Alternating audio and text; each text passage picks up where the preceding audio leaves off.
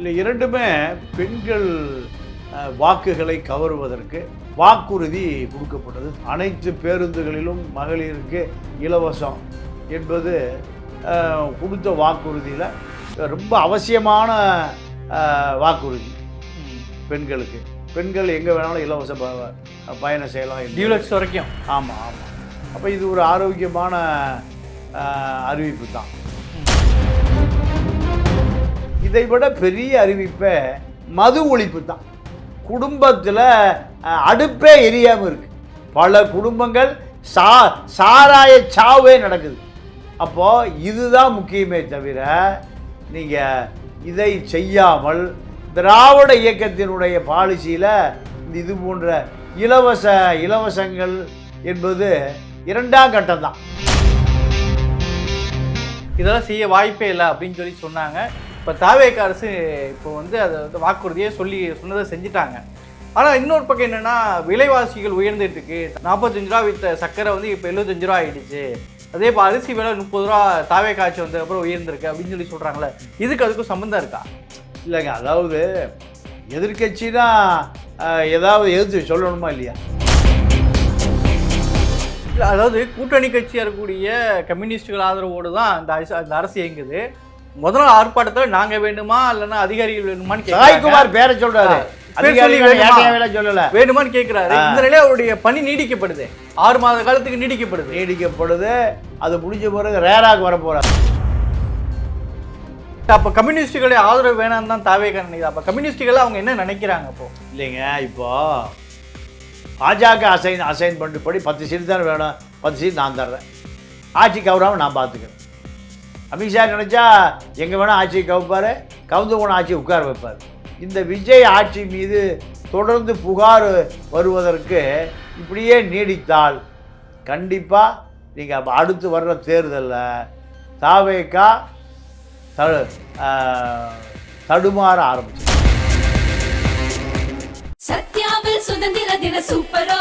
அனைத்து வீட்டு உபயோகப் பொருட்களும் மாபெரும் தள்ளுபடி விலையில் வாங்கிடுங்கள். மெரிபா பன்னீர் சோடா, ஐ ட்ரஸ்ட் மெரிபா. ஆச்சி மசாலா, எந்த சமையலும் ருசி தேடும் ரகசியம், 20 ரூபாய். ஐயா வணக்கங்க. வணக்கம் ஐயா. இன்றைக்கு தமிழக முதலமைச்சர் விஜய் அவர்கள் தேர்தல் வாக்குறுதிகளில் பிரம்மாண்டமான அறிவிப்புகள் பல இருந்தாலும் முக்கியமான அறிவிப்பாக இருந்தது பெண்கள் எல்லா பேருந்துகளிலும் இலவசமாக பயணிக்கலாம் அப்படின்னு சொல்லி அறிவிச்சிருந்தார். அடுத்த நொடியே சொன்னால் இப்போ இன்றைய தினம் அறிவிச்சிட்டாரு. அதே போல் இலவச சிலிண்டர் 6 சிலிண்டர் வழங்கப்படும் சொன்னார். இப்போ 3 சிலிண்டர் வர 27 பொங்கல்லேருந்து ஸ்டார்ட் செய்யப்படும் அப்படின்னு சொல்லியிருக்காரு. 6ங்கிறது 3 ஆகினாலும் 2 லட்சத்துக்கு குறைவான யாரெல்லாம் வருமானம் இருக்கோ அவங்க எல்லாருக்கும் அறிவிச்சிருக்கிறாரு. இந்த 2 அறிவிப்பு விஜயினுடைய அரசியல் எவ்வளோ முக்கியத்துவமானதாக பார்க்குறீங்க? இல்லை, இரண்டுமே பெண்கள் வாக்குகளை கவருவதற்கு வாக்குறுதி கொடுக்கப்பட்டது தேர்தலுக்கு முன்பு. நீங்கள் நிறைய வாக்குறுதி திமுக, அதிமுக, தாவேக போட்டி போட்டுட்டு வாக்குறுதி கொடுக்க முடியாத வாக்குறுதியெல்லாம் கொடுத்தாங்க. இது வாக்குறுதி தேர்தலாகவே இருந்தது.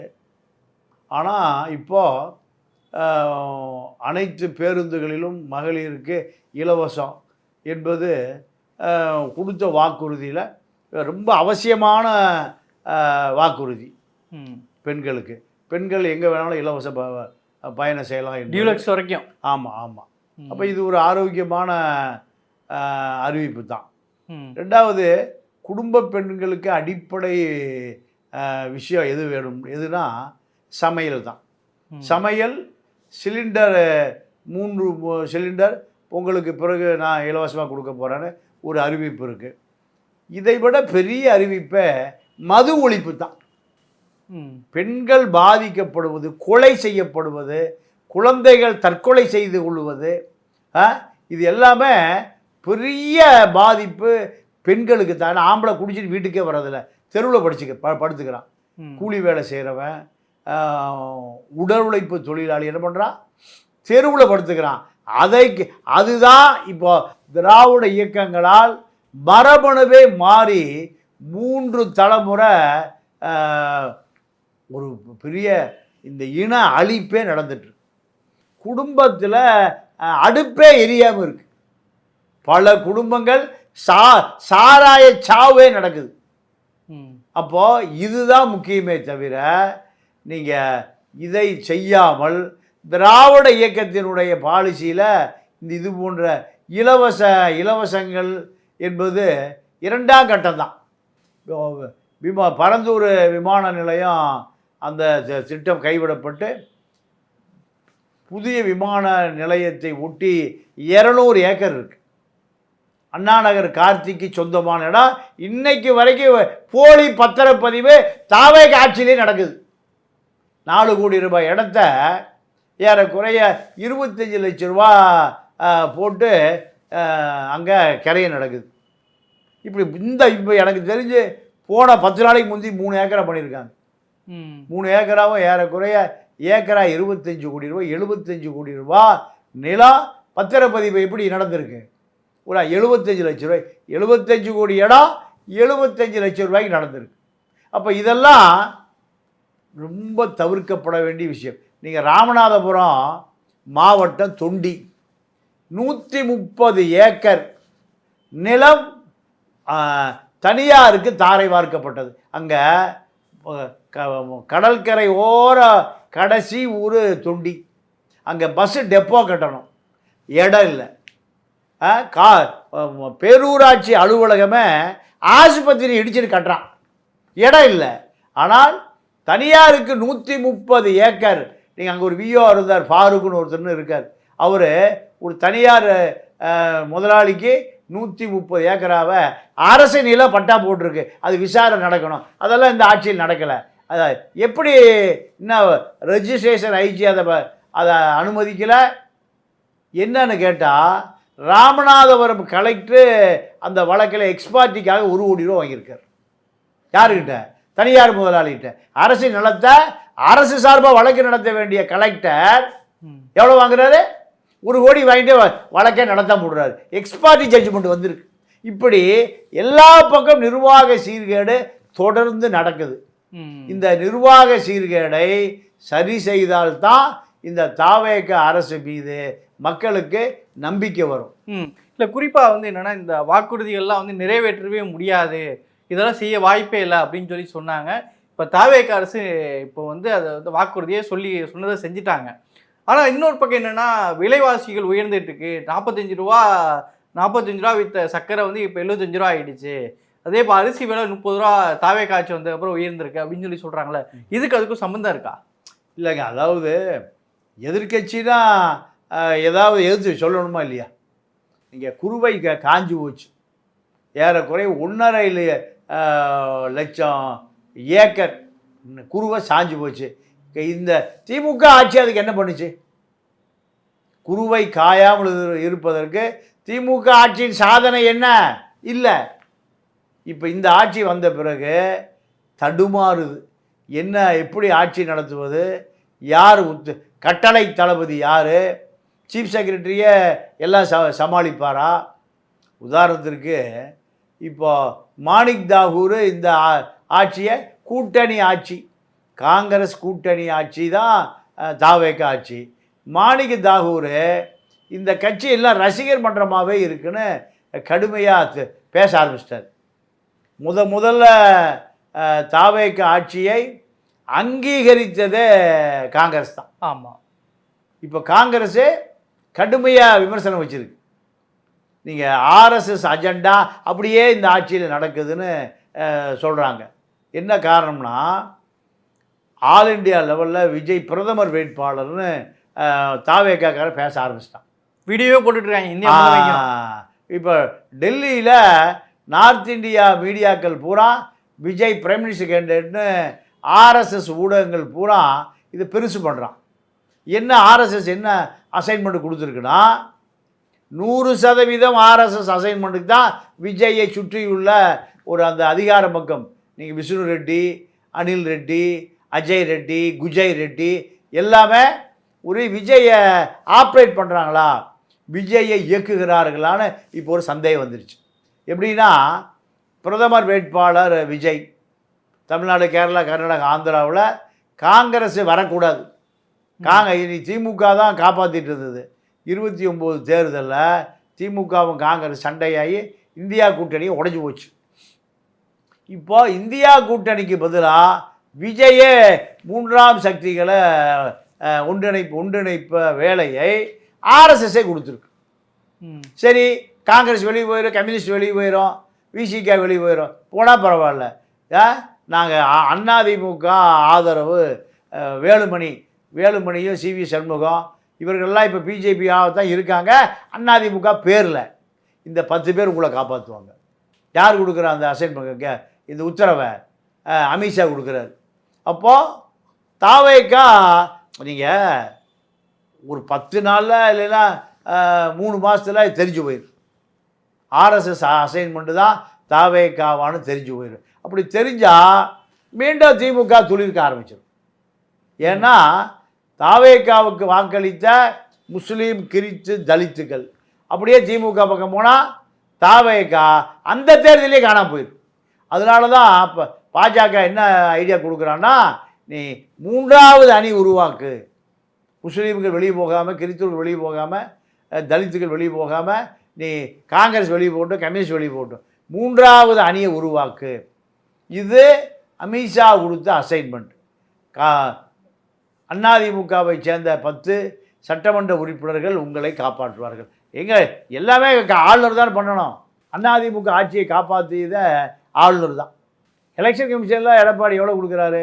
என்னுடைய ஸ்ட்ரென்த்து 110ன்னு கொடுக்குறாரு. 8 இல்லாமையே ஆட்சி ஓடிடுச்சு. அதே போல் தான் இப்போ விஜயை ஆர்எஸ்எஸ் பாஜக பின்னணியிலிருந்து இயக்குகிறதா, காங்கிரஸ் வெளியே வர என்ன காரணம்? விஜயை சுற்றி ஒரு பெரிய வளையம் உருவாயிருச்சு. ரெட்டி பெரிய பெரிய பில்டர்கள், பெரிய பெரிய குவாரி அதிபர்கள், எப்படி ஜெயலலிதாவுக்கு சசிகலாவும் நடராஜன் தான் அரசை இயக்கினார்கள்.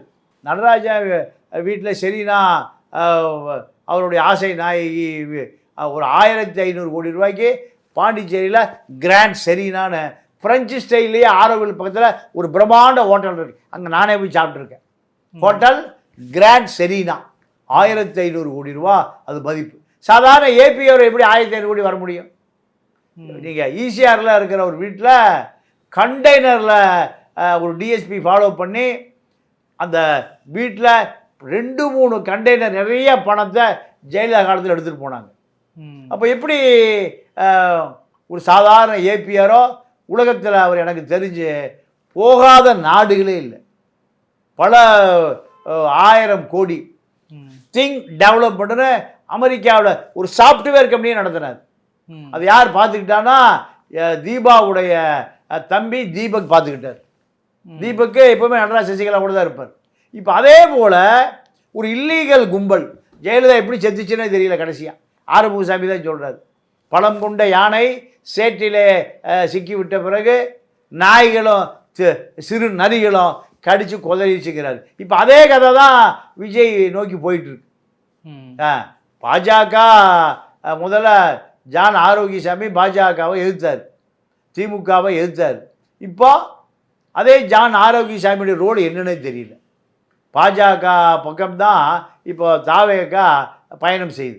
பிரதமர் பிரதமர் பிரதமர் பிரதமருங்கிற பேச்சை திட்டமிட்டு ஜெகதீஷ் பழனிசாமி சொந்தமான 50 யூடியூப்பர்கள், யூடியூப் நிறுவனங்கள் இதை பரப்புகிறான். அப்போ இதெல்லாம் உண்மையானால், தாவேகா பாஜக சொற்படி கேட்பது உண்மையானால், இந்த தேர்தலோட தாவேகாவுடைய இறுதி அத்தியாயம் முடிஞ்சு போயிடும். இங்கே அரசியல ஸ்டேட்டில் பாஜகவை எதுக்கணும், சென்ட்ரலில் ஸ்டேட்டில் திமுக எதுக்கணும், அந்த கட்சி ஆளுங்கட்சியாக. இதுதான் ஜெயலலிதா மோடியா லேடியா. இங்கே அரசியல் ரெண்டுமே. இதை விஜயுடைய டிப்ளமேட்ஸ், விஜயுடைய ராஜதந்திரிகள் தவறான பாதையில் இயங்குகிறார்கள். இயக்குவது அமித்ஷா. இந்தியாவில் அமித்ஷா தவிர பாலிடிக்ஸே இல்லை. அமித்ஷா 2029 பிரதமராக போகிறாரு, மோடி ஜனாதிபதியாக ரெஸ்ட்டுக்கு போக போகிறார். அப்போ இந்த ப்ராசஸை தமிழ்நாட்டில் தான், தமிழ்நாடு, கேரளா, கர்நாடகா, ஆந்திரா, தெலுங்கானா முழுக்க இந்த ப்ராசஸை செய்வதற்கு விஜய் பாஜகவுக்கு தேவைப்படுகிறார். இல்லை என்னென்னா, ஏற்கனவே ஆதவ அர்ஜுனா இது குறித்து சட்டமன்றத்திலேயே பேசுகிறாரு. அதாவது தமிழ்நாட்டிலிருந்து ஒரு பிரதமர் வர வேண்டுங்கிறத நான் எந்த பொருளில் சொன்னேன்னா, டீலிமிட்டேஷன் கொண்டு வந்தால் தமிழ்நாட்டோடைய ரெப்ரசன்டேட்டிவ் குறைஞ்சி போயிடும். அப்படி வரும்போது இங்கே ஏற்கனவே சின்ன சின்ன அளவில் எம்பிக்களாக வச்சுட்டு இருக்கும்போதே தென்னிந்தியாவிலேருந்து பிரதமர்கள் வந்தாங்க, அந்த நிலைமை கூட இல்லாமல் போயிடுங்கிற பொருளை தான் நான் சொன்னேன் அப்படின்னு சொல்கிறாரு ஆதவ அர்ஜுனா. இல்லைங்க, அதாவது எதை வேணால் சொல்லிட்டோம். ஆதவ அர்ஜுனா பிரைம் மினிஸ்டர் வேட்பாளர்னு சும்மா எல்லாம் கொளுத்தி போட முடியாது. இது ஒரு அஜெண்டா இல்லாமல் செய்ய முடியாது. நீங்கள் இப்போ விஜயினுடைய டிப்ளமெண்ட்ஸ் யாருன்னா ஜெகதீஷ் பழனிசாமி தான். ஜெகதீஷ் பழனிசாமி தான் ஒரு இவர் வச்சிருக்கிற ஆதவ அர்ஜுனா வச்சிருக்கிற யூடியூப் வலைதளங்களை விட அவர் சினிமாவுக்காக பயன்படுத்தினது ஒரு 10 வருஷமாக அதிகமாக பயன்படுத்தினது ஜெகதீஷ் பழனிசாமி தான். இந்த ரீல்ஸ் போட்டது, சமூக வலைதளங்களில் விஜயை பெரிய அளவில் ப்ரொமோட் பண்ணது. இப்போ அவர் பிரைம் மினிஸ்டர் வேட்பாளர்னு ப்ரொமோட் பண்ணுறாரு. அப்போ இது எப்படி விஜயுடைய அனுமதி இல்லாமல், விஜயினுடைய டிப்ளமெண்ட்ஸ் அனுமதி இல்லாமல் இது நடக்கிறதுக்கு வாய்ப்பு இல்லை. அப்போ இது ஒரு ஆபத்தான போக்கு. திமுக நீங்கள் இப்போ படுத்து கிடந்தார் ஸ்டாலின், இப்போ எதிர்த்து உட்காண்டார் பார்த்தீங்களா, தெம்பா பேட்டி கொடுக்குறாரு. என்ன இவன் பாஜகவோட போயிட்டான், இங்கே இருக்கிற முஸ்லீம்கள், கிறிஸ்துவ, தலித்துகளுக்கு, கம்யூனிஸ்டுகளுக்கு இதெல்லாம் தெரிஞ்சால் சாதாரண நம்மகிட்ட வந்துடுவாங்க. போனவங்க பூரா போன மச்சான் திரும்பி வந்தால் பூமணத்தோடைங்கிற மாதிரி அவ்வளோ பேரும் தாவேக்காவுக்கு போன பூரா அப்படியே திமுகவுக்கு வந்துடுவோம். ஏற்கனவே வந்து சண்முகம் அவர்கள் ஆர்ப்பாட்டத்தை சொல்கிறாரு, உங்களுக்கு தலைமைச் செயலாளர் வேணுமா, அதிகாரிகள் வேணுமா, எங்களுடைய கூட்டணி வேணுமானே கேட்டுக்கிறார் போலயே. ஆமாம், அப்போ தலைமைச் செயலாளரும் கொள்கை வகுப்பாளராக மாறிட்டார் சாய்குமார். பாஜக செலக்ட் பண்ணி தான் அவரை போட்டுது. அவர் அப்புறம் 2வது தெலுங்கு லாபி வேற. அப்போது சாய்குமாரை தவிர விஜய் யார்கிட்டையும் அரசியல் ஆலோசனையை கேட்பதில்லைங்கிறாங்க. இல்லை, அதாவது கூட்டணி கட்சியாக இருக்கக்கூடிய கம்யூனிஸ்டுகள் ஆதரவோடு தான் இந்த அரசு இயங்குது. முதல்ல ஆர்ப்பாட்டத்தில் நாங்கள் வேணுமா இல்லைன்னா அதிகாரிகள் வேணுமான்னு சாய்குமார் பேரை சொல்றாரு, சொல்லல வேணுமான்னு கேட்கிறாரு. இந்த நிலையில அவருடைய பணி நீடிக்கப்படுது, 6 மாத காலத்துக்கு நீடிக்கப்படுது. அது முடிஞ்ச பிறகு ரேராக்கு வர போறார். ரேரானா இந்த ரியல் எஸ்டேட்டு நிறுவனங்களை கட்டுப்படுத்துகிற பெரிய பொறுப்பு தான், அதுக்கு வர போறாரு. இது 6 மாதம் நீட்டிக்கப்பட்டு இது முடிந்த பிறகு அப்படியே எங்கே போக போறாரு, ரேரா. இல்லை, அப்போ கம்யூனிஸ்டுகளை ஆதரவு வேணான்னு தான் தாவேக்கா நினைக்குது. அப்போ கம்யூனிஸ்டுகளை அவங்க என்ன நினைக்கிறாங்க? அப்போ இல்லைங்க, இப்போ பாஜக அசைன்மெண்ட் படி 10 சீட் தானே வேணும், 10 சீட் நான் தர்றேன், ஆட்சி கவராமல் நான் பார்த்துக்கிறேன். அமித்ஷா நினச்சா எங்கே வேணால் ஆட்சி கவுப்பார், கவுந்து போன ஆட்சி உட்கார வைப்பார். அப்போது இந்த தெம்பும் திராணியும் எப்படி வந்தது பிரைம் மினிஸ்டர் வேட்பாளர்? அதே போல் மாணிக் தாகூர் காங்கிரஸை கடுமையாக காங்கிரஸ்லேருந்து தாவேக்காவை கடுமையாக விமர்சனம் பண்ண ஆரம்பிச்சிட்டார். ராகுலுடைய ஒப்புதல் நடக்குமா? நடக்காது. அப்போது தமிழ்நாட்டு அரசியல் களம் மாற ஆரம்பிச்சிருச்சு. சூழலை இந்த 3 மாத காலத்தில் சூழல் முற்றிலும் மாற ஆரம்பிச்சு போச்சு. இப்போ அதே போல் சிவகாசியில் இப்போது அமைச்சரே அவங்க அப்பா சம்பத் தானா, கீர்த்தனாவுடைய அப்பா சம்பத் தான். இப்போது நான் இந்த ஆதாரத்தோடு சொல்கிறேன், 6 கோடி ரூபாய் வீட்டுக்கு இவர்கள் குடிபெயர்ந்துட்டாங்கன்னு சிவகாசியிலேருந்து சொல்கிறாங்க. இதுக்கு கைப்புண்ணுக்கு கண்ணாடி தேவையில்லை. இந்த உண்மையாகவே அந்த வீட்டில் இவங்க குடி பூந்துட்டாங்கன்னா 6 கோடி ரூபாய் ஏது? அவங்க அப்பா லாரி டிரைவரு, அவங்க அம்மா ஒரு பழைய துணி தைக்கிற டெய்லர். நான் அது இழிவாக சொல்லலை, அதான் தொழில் அதுதான். அப்போது இப்படி சாதாரண குடும்பத்தை சேர்ந்த இவர்களுக்கு 6 கோடி ரூபாய் வீட்டில் குடியேறுவதற்கு லஞ்சம் வாங்காமல் குடியேற முடியுமா? ஊழல் பண்ணாமல் குடியேற முடியுமா? அதாவது ட்ரஸ்ட்டு மோட்டார்னு ஒரு மோட்டார் கம்பெனி இருக்குது, லாரி வச்சுருக்காங்க. அந்த லாரி தமிழ்நாட்டில் இருக்கிற எல்லா இண்டஸ்ட்ரியிலும் இந்த லாரியை நீங்கள் வாடகைக்கு வச்சுக்கோங்க. அந்த லாரி கம்பெனிக்காரன் தான் இந்த 6 கோடி ரூபாய் வீடு வாங்கி கொடுக்குறான். அப்போது அதே போல் சின்ன சின்ன பட்டாசு கம்பெனி இருக்குல்ல, இந்த பட்டாசு கம்பெனிகள்லாம் ஒரு 1000 கம்பெனி இருக்குது சிவகாசி ஊக்கி. இந்த பல ஆயிரக்கணக்கான தொழிலாளி வேலை பார்க்குறான். அது எந்த பாதுகாப்பும் இல்லை. நீங்கள் பட்டாசு கம்பெனினா பாதுகாப்பு கவசம் போட்டிருக்கணும்.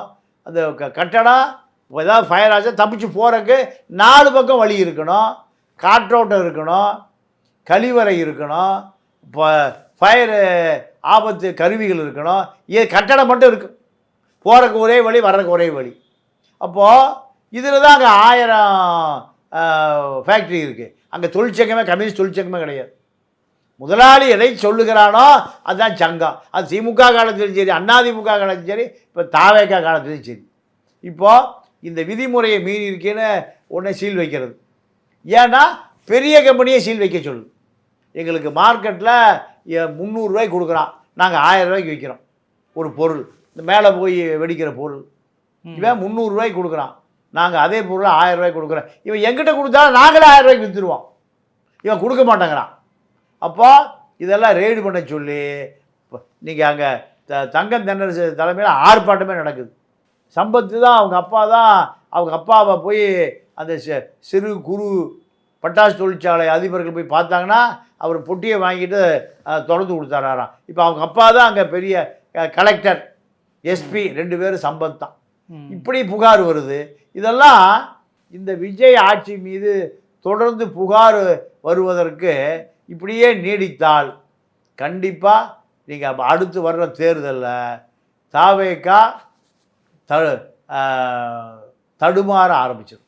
இதையெல்லாம் பணியாளர்கள் போராட்டம் நம்ம திமுக ஆட்சி காலத்தில் நம்மளே பல தடவை பேசியிருக்கோம். அதாவது ஒரு 25,000 ஊதியம் கேட்குறாங்க, பணி நிரந்தரம் கேட்குறாங்க. விஜய் வாக்குறுதியே கொடுத்தாரு, நான் 5 ஆண்டுகளுக்கு மேலே யாரெல்லாம் ஒப்பந்த ஊழியராக இருக்கீங்களோ உங்களை பணி நிரந்தரம் செய்கிறேன் அப்படின்னு சொல்லியிருந்தாரு.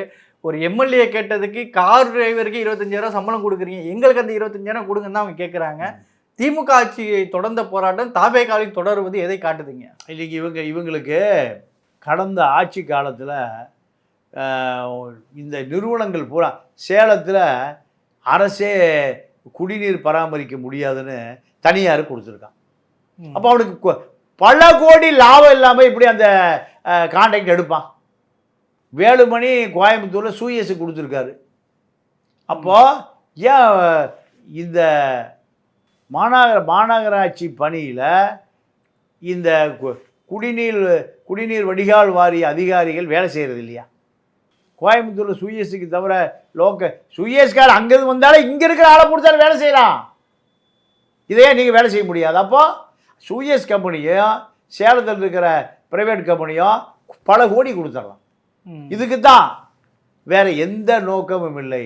நீங்கள் துப்புரவு பணியாளர்கள் நீங்கள் உபீஸ் எங்கே ஜெர்மன்லேருந்து வரலாம். ஏன்னா குப்பை அள்ளுறதுக்கு ஜெர்மன்காரன் வேணுமா? இவன் தான் குப்பை அள்ள போகிறான். இவன் மொத்தமாக கான்ட்ராக்ட் அவங்கள்ட்ட கொடுத்துட்டு அவங்கள்ட்ட இருந்து காசை இவன் வாங்கிக்கிறான். இதுக்கு தான் இந்த உபீஸ் நிறுவனங்கள் தேவைப்படுது, சதக்கு ஜலால்கள் தேவைப்படுகிறான். நேருவுக்கும் வேலுமணிக்கும் இப்போ உள்ளாட்சி முதலமைச்சர்கிட்டே இருக்குது. 2 பக்கம் ஊழல் நடக்குது தான் முதலமைச்சர் வச்சிருக்காரு. ஆனால் 4000 கோடி ரூபா கார்பரேஷன் ஒப்பந்த பணிக்கு பணம் கொடுக்கலன்னு போஸ்ட் அடிச்சு ஒட்டிட்டான், பார்த்தீங்களா? அப்போ இந்த 4000 கோடியை போன ஆட்சி பாக்கி வச்சுட்டு போயிட்டான், கமிஷன் வாங்கிட்டே போயிட்டான். இப்போ போய் கேட்டால் புஷி கமிஷன் கேட்குறாருன்னு அந்த ஒப்பந்த பணியாளர் சங்கம் சொல்லுது. 4000 கோடி வரணுமா? அதே போல் இசைக்கு சுப்பையான முன்னாள் அமைச்சர் அவர் இப்போ தாவேக்கால் சேர்ந்துருக்காரு, அம்பாசமுத்திரம் எம்எல்ஏ. அவருக்கு 4000 கோடி ரூபா பாதாள சாக்கடையில் பாக்கியாம். அதுதான் அவர் அந்த கட்சியில் சேர்ந்துருக்கார். மிக சாதாரண நபர்கள். இப்படி திருநெல்வேலி எம்எல்ஏ முருகன் ஒரு பிடபிள்யூ கான்ட்ராக்டர், ஒன்று சாதாரண படித்துறை பாண்டி வடிவேல் சொல்கிற மாதிரி வழியே இல்லாமல் எங்கள் குளத்து கம்மாயில் உட்கார்ந்துருந்த முருகன் இன்றைக்கி 2000 கோடி வச்சுருக்காரு. என்னென்னா இவர்களுடைய வேலை என்னென்னா வேலையே நடக்காதுங்க. 1000 கோடி ரூபா 500 கோடி ரூபா கான்ட்ராக்டை அவங்க ஒப்பந்தக்காரங்கிற பேரில் அவங்களுக்கு கொடுத்துறது. அதிகாரியும் அந்த ஒப்பந்தக்காரனும் அந்த பணத்தை எடுத்து அப்படியே அந்த அமைச்சருக்கு கொடுக்கறது. இதுக்கு தான் ஒப்பந்தக்காரன்னு பேர். நீ சென்னையில் எங்காவது பஸ்ஸு போகிற ரூட்டில் எங்காவது ரோடு நல்லா இருக்கா? கொடுமை என்னென்னா கோடம்பாக்கம் பிரிட்ஜில் ஒரு ஸ்கூட்டரில் போனால் அந்த ஸ்கூட்டர் வீல் அந்த பள்ளத்துக்குள்ளே இறங்கிடும், மேலே ஏறாது. அப்படி ஒரு 15 ஓட்டை இருக்குது. பஸ்ஸு போகிற ரூட்டில் கார்ப்பரேஷன் வருமானத்தை தொடர்ச்சியாக அதை பராமரிக்கணும். அப்படி எனக்கு தெரிஞ்சு போன 5 ஆண்டு காலத்தில் ஒரு வேலை நடந்ததாக தெரியல. அதற்கு முன்பு வேலுமணி காலத்தில் நடந்ததா? 10 ஆண்டு காலம் எந்த வேலையும் நடந்ததாக தெரியவில்லை. ஆனால் 4000 கோடி பாக்கிங்கிறான். ஒப்பந்த பணியாளர் சங்கம். அப்போ 4000 கோடி இப்போ 20% கமிஷன்னா 800 கோடி திமுக வாங்கிட்டு போயிட்டான். இவன் 4000 கோடி வேலையே நடக்காமல் 4000 கோடி. எந்த வேலை நடந்து சொல்லு? நான் ஒப்பந்த பணியாளர் சங்கத்திலையும் அமைச்சர்கிட்டையும் பார்த்து கேட்குறேன், எந்த வேலையாக நடந்தது? 4000 கோடி நீ பட்டியலை கொடு. ஒரு வேலையை நடந்திருக்காது. காசு அப்படியே திருடி கொடுக்கறதா வேலை. இதை தாவேக ஆட்சியிலையும் நீடிக்குது. இந்த தூய்மை பணியாளருடைய இந்த கோரிக்கையை தமிழ்நாடு அரசு கேட்குமா? இது நிறைவேற்றுவதற்கு வாய்ப்புகள் இருக்கா? இப்போ இவ்வளோ பெரிய அறிவிப்புலாம் கொடுத்துருக்குறாங்க. இதோட ஒப்பிட்டாலே சிலிண்டரு, இந்த இலவய பேருந்து இதெல்லாம் காட்டிலும் அது குறைவாக தான் இருக்கும். இந்த கோரிக்கையை பரிசீலிக்குமா தாவேக? இல்லை, பரிசீலிக்கணும். ஆனால் இந்த நிறுவனங்கள் பூரா அவனுக்கு சம்பளம் கொடுக்க யோசிக்கிறான். இதை யார் கண்டிக்கணும்? மாநில அரசு தான் கண்டிக்கணும். திமுக திருடுவதற்காக மட்டுமே உருவாக்கப்பட்ட திருடர்கள் முன்னேற்ற கழகம் தான். இல்லை, இந்த பேட்டியில் சொல்கிறாங்க, 365 நாள் வேலை பார்க்குறோம், ஒரு நாள் லீவ் போட்டாலும் எங்களுக்கு சம்பளத்தை பிடிக்கிறாங்க, ஒரு நாள் அன்னைக்கு வரலன்னா அன்றைக்கி சம்பளம் கிடையாது. இந்த அளவுக்கு மோசமான நிலையில் இருக்கும்போது இதையெல்லாம் கவனத்தில் எடுப்பாங்களா? இல்லை, ஆட்சியாளர்கள் கவனத்தில் எடுக்கிறது இல்லைங்க. முதலமைச்சருக்கு இது முழுக்க போய் சேராமல் தடுக்கப்படும். இப்போ அவர் துறை இது இவ்வளோ நடக்குதுன்னு அவரே வச்சிருக்காரு. அது ககன் தீப் சிங் பேடி இருக்காரு, மொத்தம் இன்னொரு மெடிக்கல் காலேஜ் கட்டுறதுக்கு வசூல் பண்ணிடுவார். எப்படியாவது சீஃப் செக்ரட்டரி ஆகணும், சாய்குமாரை தாண்டிட்டு போகணும், போய் பார்க்கணுங்கிற இவர் சாய்குமார் அவரை சந்திக்க விட மாட்டேங்கிறார். இவர் ககன்தீப் சிங் பேடி என்ன பண்ணுவார்?